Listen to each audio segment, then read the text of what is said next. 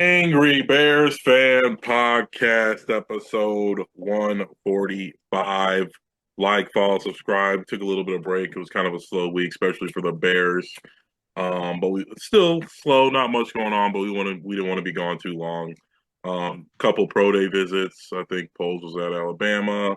Ben Johnson did a couple interviews, I believe. Oh, just an interview. They kind of broke down. Jaden Ivey got cut today for some weird remarks. I won't say weird. I don't know. For some Illinois and remarks. Michigan in the Final Four. Yes, Illinois, Michigan. I mean, in the Final Four. Bunch of teams in the Big Ten were in the crazy games. The fucking end of the UConn Duke game was nuts. Like, oh man, that's crazy. Cubs are 2-2. White Sox 1-4. Blackhawks still look like shit. Um, but yeah, we'll get down to it. Ben Johnson was talking about the DJ Moore trade. Said he was emotional. I don't know. Kind of was lip service to me. I don't know if I wasn't really getting those vibes, but yeah, I mean, he was saying all the right stuff. Oh, I mean, he has to. You know Yeah, what I'm saying? You're the head coach of the football team. The one thing you're not going to be like, yeah, I wanted to fucking get rid of that motherfucker. You know what I'm saying? Like, he's not going to say that. Obviously, he's not going to do a disservice to DJ. I'm sure he does appreciate everything that DJ Moore did, but maybe he just didn't. I don't know. We knew there was going to be roster turnover, right? Because yeah, Ben Johnson, getting all of his stuff, getting all of his players and everything else like that. Same thing with Dennis Allen. So, I mean, it is what it is at this point for that. And I'm okay with it. I'm going to trust yeah. Ben Johnson. I'm going to trust Ryan Poles, to do their thing. The draft is coming up real quick, real soon. What are we, 3 weeks away now from the draft? So, it's coming quick, fast, and in a hurry. My personal belief is still that they're trading down. I don't think they pick in the first round. I think they trade out of 25. The closer it gets, the more and more strongly I feel about that. I said that a couple of weeks ago. But yeah, Ben Johnson, not only did he talk about the DJ Moore thing, he was talking about the entire season in general, and Mhm. just, he talked about Drew Dahlman's retirement, and then how they had to pivot quickly to Garrett Bradbury. And he was saying that Bradbury's going to fit like a glove, especially with the zone run scheme and all this other stuff. So again, I will trust Ben Johnson's analysis on that. But you were saying there's not a whole lot of Bears news.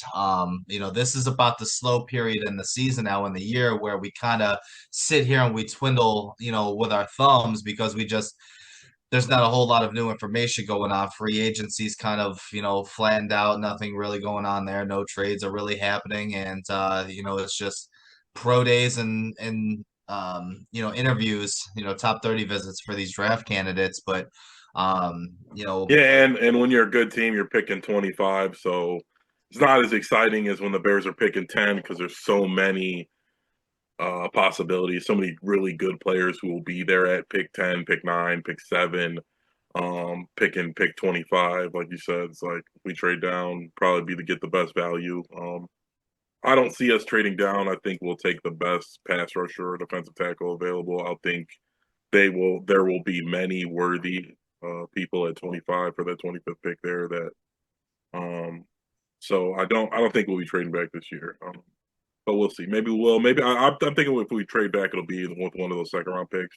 Maybe he does trade back a little bit. Like I said, slow for the Bears. Not much going on. Still stagnant with the stadium stuff. Like I said, just a couple of Ben Johnson comments. The Jaden Ivey stuff happened today, yesterday. That was weird. I don't know. I mean, it is something that I do like to talk about, not necessarily on here, but it was interesting. I mean, I guess what I will say is when you're a player of his stature, you probably shouldn't say stuff like that. When you're on the chopping block, not. But what I will say is I like to not say agree or disagree. It's just like I feel like I don't see what was cut worthy of what he said. Like I understand it's not nice to say things, but uh like tolerance goes both ways. Like you know what I mean? He didn't say kill him. He just said he didn't like it's okay to talk shit about white people or the patriarchy or whatever. Like you can come out and say the fucking patriarchy or whatever the fuck you want to like. It's or you could come out and say certain things about certain groups and it's fine. But if you know what I mean, it's like if people don't get along, I don't know. Like I have nothing against LGBT anything. Like I really don't have anything against anybody as like for what they are. But it's like I think everybody has a right to not like whoever the fuck they want. Like as long as Jaden Ivey's not out there beating people up, why? If he's a Christian, like if he's a Christian and that's what he believes, like that's what Christianity is. Like what the fuck? Like I don't like. Who am I to say that's how you can't think that way? Like if we were trying to say that to like we wouldn't say that to Muslim people, but for some reason we try and do that to Christians, which is weird to me. That's like, but I do get you being Jaden Ivey. It's like you probably shouldn't say anything. But I don't know. I thought they weren't giving the kid any tick anyway. The Bulls are a terrible organization, so anytime they make any move, I'm gonna second guess it, even if it seemed like every team probably would have did this, but I don't know. It's just the Bulls. This is the one good thing is they're not going to be in the play-in this year, probably. So Yeah, yeah, yeah. and that's crazy to say. And this is a deep draft. Um, there possibly could be 15 really good players in this draft, so the Bulls should be gearing up, getting ready for this. I don't know if losing Jaden Ivey um, was a good thing. Like I guess it didn't hurt. I don't know. I just think you shouldn't be getting rid of lottery picks regardless of if you think they're a bust or not, because in this league, only players drafted in the lottery are good. Like you're not, and the Bulls don't have a lot of those guys. We keep missing out. Yeah, I mean, everybody is so soft Yeah, nowadays, and I'm not trying to call, any of our, watchers or subscribers out or anything else like that. All I can say is if you're one of those people that gets offended by something that somebody else says, you might want to take a look in the mirror. I mean, it's just like it's not like I can't even say I'm a white male, so I can't really say nothing that's what I'm offends saying. me. That's the point. And it's like I'm half Nothing white. offends me. You know what I'm I half saying? But white. like, Like, well, I I don't just even believe that. I don't like. I don't. What I'm saying is like I feel like, and again, we're in sports. We're getting a little political, but it's like I feel like white dudes and people in general have been trained to basically say nothing can offend me. Like, no, there are offensive things you could say about white people. Like, I'm half white now, and it's like I grew up in a you're sense half like white now. well, I'm just saying, like, well, it's just like as you age, like when in the era we grew up in, if you weren't white, you were black. So it was always like I'm black, like, and I always kind of identified as just being black. Like that's just what it Well, was. If you weren't white, you to were be black. fair, I always called you an Oreo, and that was Well, your yeah, as you get older, email. yeah, and I do, and I identify as that. And what I'm saying is like, but at the end of the day, like I was always like, you're not white, like whatever it is. But now I got kids that are 3/4 white that are basically white, and it's like there are things that are offensive to like you could say about white people like that you know what I mean that has nothing to do with them. Like you guys didn't do any of this shit. Like that's how I feel about the patriarchy. It's like they're like the patriarchy. It's like who your dad? Like what the fuck you mean the patriarchy? You mean old rich people? Like there is no like I don't believe there's a patriarchy. If there's a patriarchy, like why do men go to war and die? If there's in my head, if I'm thinking a perfect society, we're a fucking patriarchy. When we'd be fucking subjugating women and making them go fucking fight, not us go die. Like it's more of a class thing. It's like, and rich people happen to be men. That is true, but it's like at a grand scheme of things, like what fucking patriarchy, especially us, like, and on a familial level, usually our moms are like the boss, like, so it's like it's not even, like, I don't know, it's just again, it's just a weird thing where people say certain things, like you could say certain things about certain groups, and you're not allowed to be offended, but certain groups can get offended at the slight, like anything, some tweet from some fucking bench player in the Bulls, like. Was he fucking Hitler? Was he fucking riling somebody up to get you guys? Like, who cares if he doesn't like you? But like somebody in that group could get on and be like, fucking white men are the fucking devil. And nobody would care. Nobody would Nope, fucking care if nope. somebody from the LGBTQ made a tweet that said white men were the devil. Like that's my point. It's like, and like you even said, I feel like white dudes myself. Like I have a lot of white friends where I said, like, you guys have been brainwashed to you like nothing offends you. Like, well, what do you mean? I'm sure well, that would offend me. I don't like a lot of that stuff. And it's just weird where it's like Jaden Ivey, like he's already got a lot going on. If that's how he feels in his religion, who cares? And the Bulls, like I don't know. Like I said, I second guess any decision they make. Um, but I didn't think it was smart to get rid of him over that. I didn't think it was that bad. It wasn't like that one dude, the one, what was the guy in the Heat who said like used like a slur or something, and he said like, I forgot what Oh it was. yeah, yeah, yeah, yeah, yeah. What the And I fuck won't was say it his on name? here, but that was different. Like he just said like some shit from the bio, like again didn't I mean? And Luke Kennard said it in a more tasteful way, but didn't they just say some other Christians were like, He was like, I don't think we should be promoting Magic City and all this stuff. It's like people are Christians and they're in the NBA. It's like you guys, you guys can tweet. You know what I mean? Have the team. Hey, come on, from now on, don't say anything like that.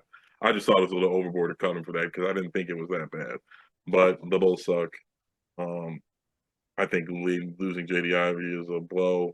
There's whispers that North Carolina might be trying to get Billy Donovan. I think the team might be in need of a full reset. I don't know why Billy Donovan A keeps getting extensions and B would He's even a want to. good coach. Well, He's what a I'm good saying, coach. I don't think I he's don't a know why he bad keeps coach. signing him. That's well, that was my B. I was just why he keeps signing. Like, I don't know why the Bulls, with their terrible roster, want to keep having a good coach. Like, the Bulls are wasting money. Like, I understand. Okay, he's a good coach, you want to keep him, but it's like you guys don't have anything decent of a roster throw out there. You might as well try some young up and coming guy until you do build your roster up. Then you start fucking paying a coach. It's like you guys are fucking paying Patrick Williams fucking $20 million a year, and you have the worst roster in the NBA at bottom 2 or 3, and then fucking then you're paying a coach top 10 money. It's like that's like It's ass insane. backwards. It's Ass insane. And then backwards. it's like cut lottery picks because some stupid tweet he made. Like, what the fuck is wrong with you? Like, when are the like we said it all the time, been saying it for years that like they have got to have some like fucking dirty laundry on fucking Jerry Reinsdorf where he's like, I can't fire these guys or fucking they're gonna release he's in the fucking Epstein files or something because I don't like how you could be doing your job this badly in the NBA for this long and still have a job is beyond me. Yeah, And if I were to go in like in terms of performance wise at the job I'm at now, if I were to go in with that track record, my ass would have been gone you never would have got hot, years but it's ago. like I don't like what have they done that was good? And like the Nothing. only thing you can arguably say is keep Billy Donovan, hire Billy Donovan and keep him. But it's like, yeah, I guess that's good in a vacuum because he's a good coach. But I think what's the point of having a good coach if you have a shitty fucking team? Like, Well, it's also been detrimental because, like you said, yeah, he's a good coach and he's gotten them to the play-in tournament when they had no business being in the play-in tournament the last several years. yes. He's that good of a coach to where he's been able to do that. And yeah, it's just they need a full reset, like you said, where maybe this is it. Maybe this is the time finally. We get a little bit of a look, kind of segueing into basketball here. You're a huge Michigan fan. Michigan's in the Final Four. I'm an Illinois fan. Illinois is in the Final Four. They have the opportunity, if they both win, to play each other in the national title game. Michigan already put belt to ass to Illinois earlier this season in Champaign. But Michigan so far this tournament has looked almost unstoppable. I'm on the fence of if Illinois can hit their threes and rebound the ball, like they did against Houston, they can beat anybody. But of course, you being the Michigan homer, you're gonna pick Michigan. I know you probably picked them to win the national title. Well, they're I just didn't deep. have They're just Illinois best team. advancing to the Final Four. I actually had them No. losing in the Elite Eight. I figured they were gonna make it to the Elite Eight, but I will say that I do think they beat UConn on Saturday, and I think they beat them handily. I think it's a really bad matchup for UConn. If Illinois can hit their threes or rebound the ball, it's going to be that game against Michigan. If they make it to the national title game, is going to be one for the ages, in my opinion. What about you? Well, yeah. Well, to beat Michigan, you're just gonna have I won't say historic, but close to a historic night hitting threes because they just score like crazy and they play really good defense and they're like 9 deep. And if if you don't come out hot, they're gonna crush you. Like they're one of the better teams you see. Like they're winning games by 20, 30 points consistently. Like they've been the favorite all year. I like Illinois a lot too. Illinois has a lot of good NBA players. You will see 4 or 5 of those guys on that team playing in the NBA. I think I agree with you. I think they're a bad matchup for UConn. I think I do have Illinois winning, which is good for me because I think Michigan's going to put belt to ass to Illinois again. I just think they already had their number. They have a good team, but I think you're just going to have a really crazy night shooting threes. And I just don't honestly think any of the teams left really have the players to match up with Michigan. I don't think anybody all year has. Dusty May, like crazy recruiting job. Um, Kirk Signetti esque, where it's like it's not Indiana because obviously Michigan's a premier destination, and it's much easier to get recruits. You got the money behind you, but like completely turn a program around in 1 year. And like I said, they That weren't was the like coach from Iowa this year, in my opinion. I yeah. felt if there was a coach that was going to Well, I got a Signetti lot his too. way, Yeah. the Big Ten. You said it earlier. The Big Ten all year has been great, and I think that the game of the tournament is going to be Arizona and Michigan.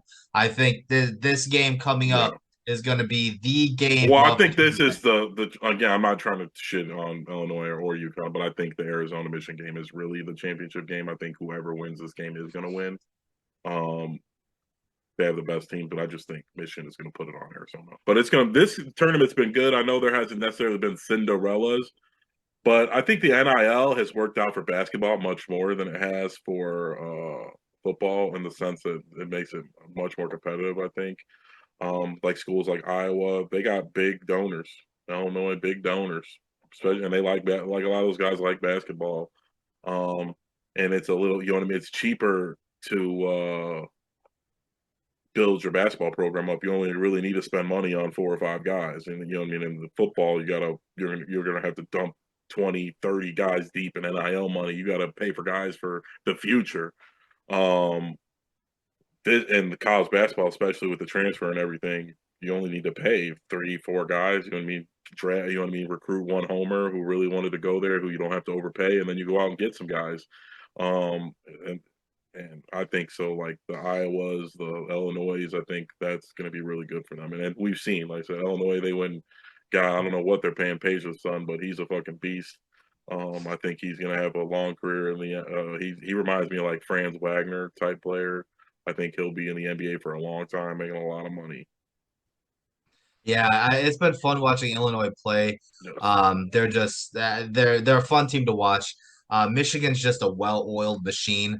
You know what I'm saying? It's just you know what you're getting with Michigan. It's consistency from the opening tip. Well, yeah, the opening tip to the end of the second half. It's just from beginning to end. It's consistent. Illinois has highs and then really low lows. Like they.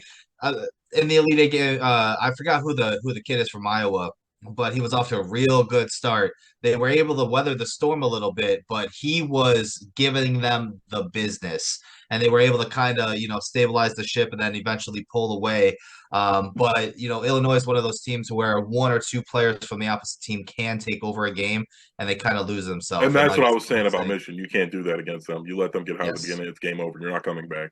The only way you can beat them in the game, I think they lost once, and there's been some close ones. You got to get on them early. You got to get on them early, and if not, if you let them build their confidence up, they're gonna run away with it. They've won it's been realistically girls college basketball level blowouts on they beat Gonzaga by 30. And it's not like they're blowing out fucking bums. They're beating really good team. Like they just beat I forgot who they played in the Elite Eight. They beat them to about not Tennessee. Was it Tennessee?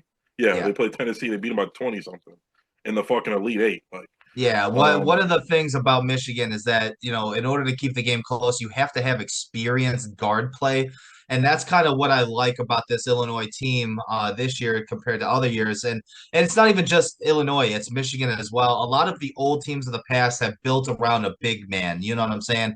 But it seems like teams this year, Michigan, Illinois, stuff like that, they're more focused on experienced guard play. Michigan has experienced guard play. Illinois has experienced guard play. UConn has experienced guard play. well, I think that's where the NIL comes into play in the transfer. It's like you can maneuver them now. Like before the NIL, all the good guards were leaving after 1 year, so there Yeah. was no experienced guard play. Now, like Dusty May gets a kid to come over from Florida with Florida International with them, or forgot it wasn't at Florida, one of the Florida Atlanta. I forgot which Florida team he was at, but it's like now some of the experienced guards get to move around. They're like, all right, I'm a little too short to go to the NBA this early, so I'm going to stay. And guys are staying a little longer because you can still make good money.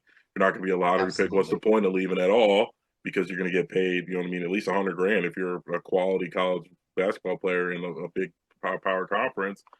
And I think yes, and that's why I think it has worked better for college basketball so far. I think it can work for NIL for football, but I just think football's so competitive that they have to find a way to.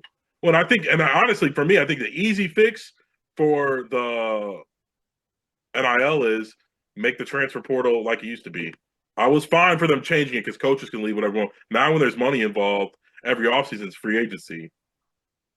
So if you make it like it used to be, where you have to sit out 1 year, I Yes. think that changes everything, and that It helps with seems the everything's a 1 year deal now. yes. And I think that would solve a lot of issues. Nobody's gonna pay a kid a bunch of money to come over to their school and sit for a year. Maybe like a young quarterback who's gonna be a backup, but nobody's gonna pay your star wide receiver, and no guy's gonna want to sit out for a year unless you're gonna pay him for the whole year. So I think that instantly solves the NIL issue.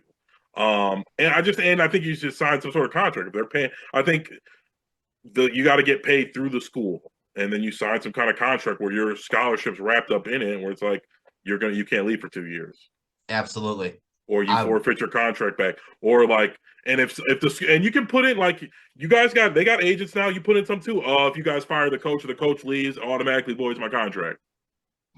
You know what I mean? I'm not saying completely fuck the players over, but the beauty of college football was like these were our teams, our guys. Like I said, I love Michigan. When we were kids, you got recruited there. You fucking stayed there. They were Like programs. They yes, were you stayed programs, there. not So it's teams. yes, and they're getting away from that. And I think and I just think simply all you got to do. I think it solves almost all the issues. Maybe and it's just you have if you're in a D1 school, maybe still the JUCOs, the D2 guys, maybe even the D1 AA guys. You guys can do you guys can transfer into the Division 1 without having to wait.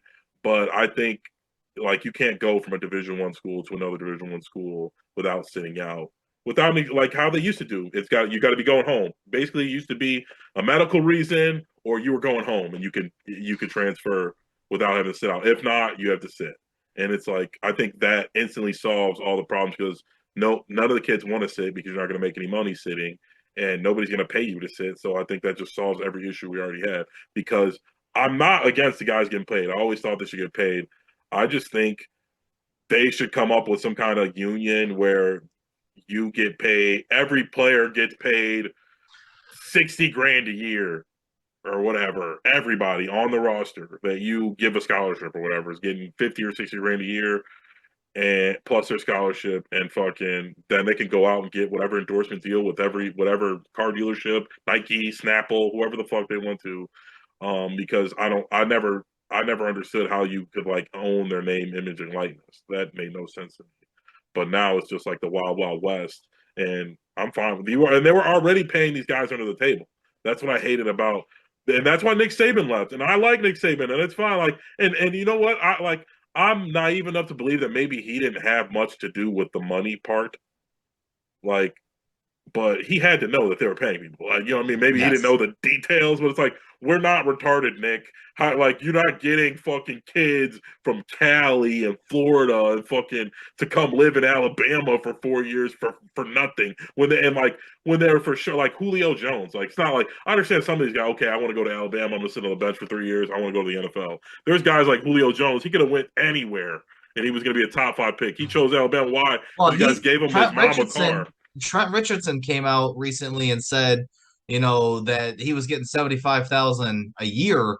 You know what I'm saying? What to play over at Alabama, and he kind of called out Nick Saban in that, where he's like, "Come on, coach!" Like, you Yeah, know what I'm like, saying? and I'm I, fine with it because I was fine with the kids getting the money anyway. So it's like I'm not hating on it anyway, but it's like I don't like some of these older guys because I understand that they needed to pay the guys. NCAA, the college football is making way too much money to not be cutting these guys. Like not being allowed these guys to make money off their name at least. Like it's one thing to not be cutting them in. You were actively stopping them from like you would get suspended if you wouldn't sign some autographs at a car dealership. Like that's crazy to me.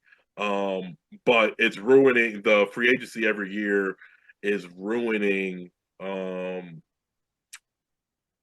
the essence of college football, where it's like you said, it's not programs. Like it's one thing to play 3 years, your senior year, your college grad transfer. You like Russell Wilson did. He went from NC State to Wisconsin for 1 year because he had a year of eligibility after. Like we're all fine with that, but nobody wants to see a kid who's been on like a fucking Like, no offense to like Jaden Daniels on his third team. Fucking Michael Pennett's his fifth team. Bo Like, Nix. yeah, like that's kind of lame. Like maybe, like I said, you played for 3 years, you were a backup, you transfer your last year because you want to play and you do. Like let's say Jalen Hurts or somebody.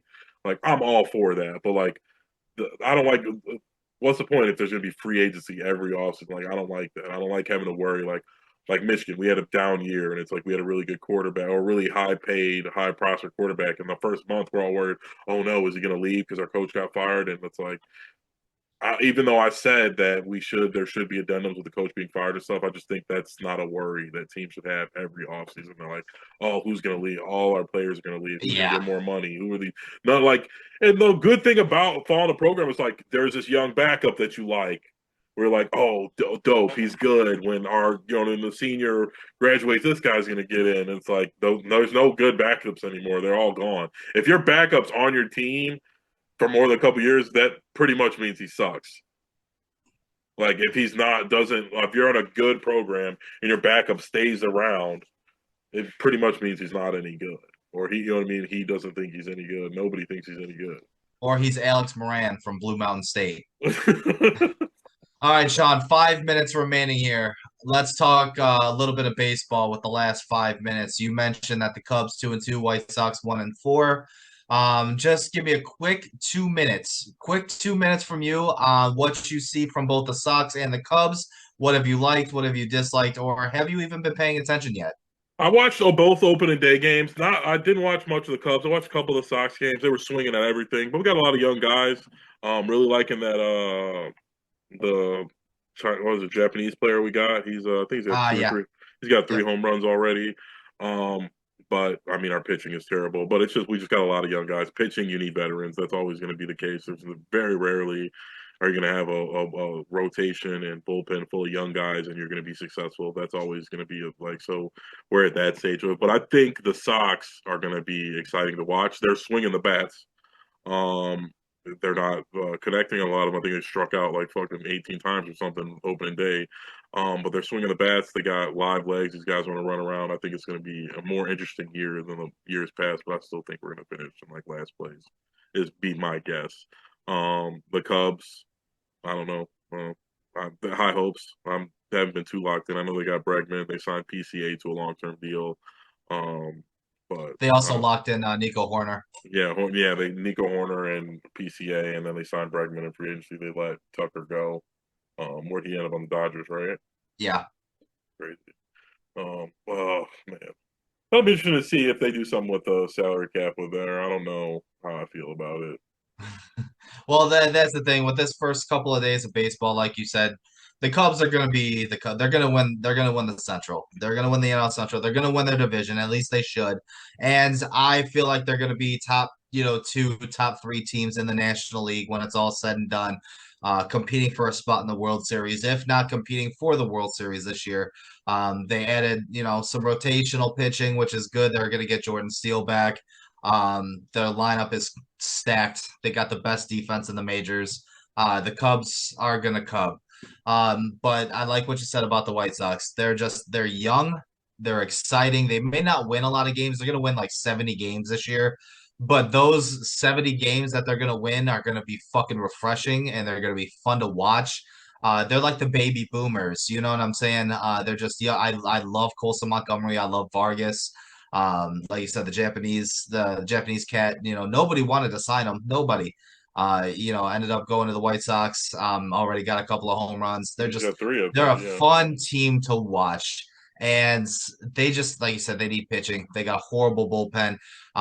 It would be it's been the last couple of years. If the White Sox have a lead, if you're into live betting, regardless of what the score is, if the White Sox get a lead, live bet the other team to win, you'll probably be in plus money at the end of the year.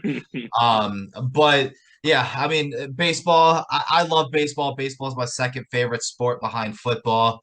I've been wanting to watch it more. When we were younger, we watched it a ton. I was talking to a guy about it. I was like, I remember there was a time in my life where there might We have used been to a go to like 30 games a year. yeah, and like I would probably listen or watch every single game every day. Like either we would listen They to it on make the it radio. impossible to watch the We used fucking to listen games to it now. on the radio, or if it was while we were working, or we would watch like even in the background. I'm not saying we're locked in, but it's like I would know the score to every like side. If you asked me like what happened to the Sox game yesterday, I could tell you.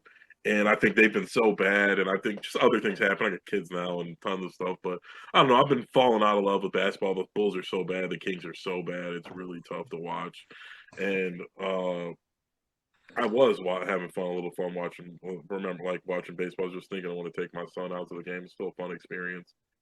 That's Um, what. Hey, you know what? We're gonna have a family outing at the rate. So we'll all get together. Maybe we'll do a little bit of yeah, a podcast thing. We'll do some interviews and stuff yeah. like that with people at the I'll say park. honestly, it'll probably have to just be like me and like me and Clark, like maybe me, Clark, and Melody. I don't know if we're right now we're gonna do the whole family, but I was thinking maybe me and Clark could go to a game or something. It'd just be a lot with the seven of us.